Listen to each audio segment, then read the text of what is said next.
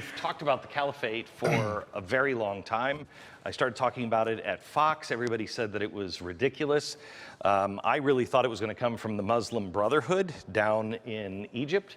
It didn't. It came from ISIS. But the Muslim Brotherhood is involved.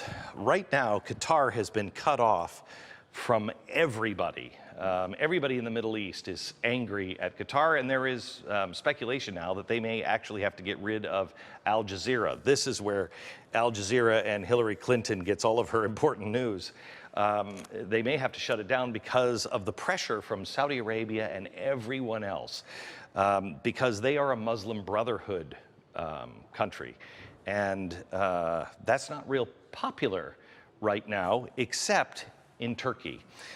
Saudi Arabia and all of the Arabic states have now isolated Qatar, except for Turkey, because they are also a Muslim Brotherhood state. They've just sent troops down to Qatar to protect Qatar. Seems odd, but not if you know what's going on here. We've talked about Sykes-Picot before. Sykes-Picot happened around 1917, and it was the French and the English coming together and saying, okay, let's draw a map, let's split it up between us. So all of these borders are nonsense. It's why the Kurds, you have the Syrian Kurds, who are Marxist, Leninist revolutionaries who want an autocratic state, and the Iraqi Kurds. They're like America. They're the most friendly in the entire Middle East to America. Why? They speak two different languages, and why they're two different people. Because they lost their national identity during Sykes-Picot. These are arbitrary borders. That's what everybody's arguing about when it comes to Israel, or the arbitrary borders, Sykes-Picot.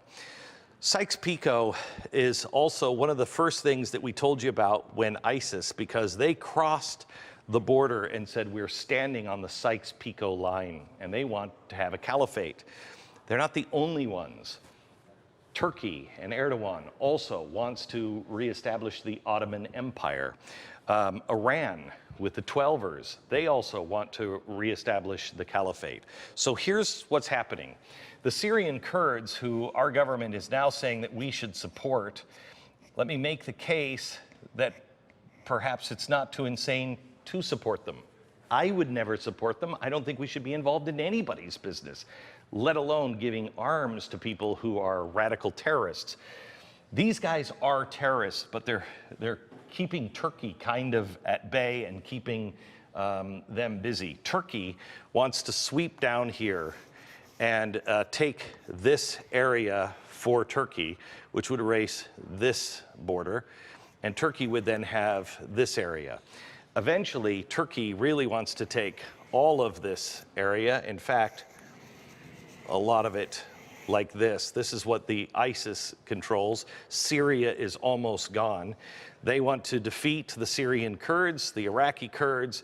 They want part of Iraq and Mosul, and they will come down here.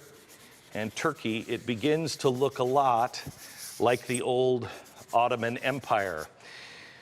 Iran wants to come over and do the same thing. Iran is now taking good portions of Iraq, and they are pushing in this direction. They want to also take this area. In the end, we are likely to see, correct me if I'm wrong, Turkey and Iran being the real crux of the issue in the Middle East. Until this is settled, it will belong to either Turkey or Iran, and then that is when they turn all eyes to Israel.